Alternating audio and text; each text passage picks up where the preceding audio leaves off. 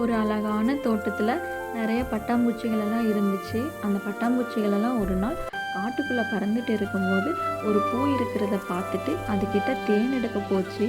ஆனால் அது ஒரு மேஜிக் ஃப்ளவர். அந்த ஃப்ளவர்லேருந்து இந்த பட்டாம்பூச்சிகளுக்கு ஒரு பவர் கிடச்சிச்சு. அது என்ன பவர்னா, இந்த பட்டாம்பூச்சிங்க யாருக்கும் தீங்கு செய்யாமல் என்ன நினச்சாலும் நடக்கும். அந்த பவர் கிடைச்ச சந்தோஷத்தில் இந்த பட்டாம்பூச்சிகள் எல்லாம் ஒரு நதிக்கரை ஓரத்தில் இருக்கிற பூந்தோட்டத்துக்கிட்ட பறந்துட்டு இருந்துச்சு. அங்கே 2 சின்ன பொண்ணுங்களை பார்த்துச்சு. அந்த 2 சின்ன பொண்ணுங்களையும் பார்த்ததும் இந்த பட்டாம்பூச்சிகளுக்கு ரொம்ப பிடிக்க ஆரம்பிச்சிருச்சு.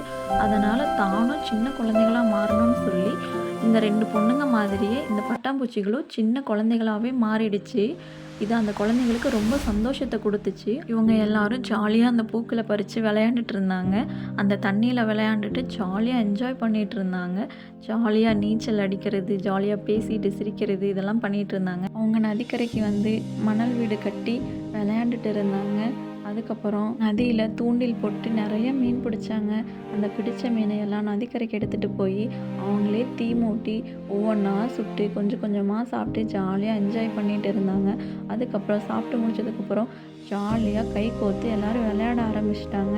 இது அவங்களுக்கு மறக்கவே முடியாத ரொம்ப சந்தோஷமான நாளாக அமைஞ்சிருச்சு. திரும்பவும் அந்த பட்டாம்பூச்சிகள் தன்னோட பழைய நிலைமைக்கு மாறி அவங்களுக்கு பாய் சொல்லிட்டு பறந்து போயிடுச்சு.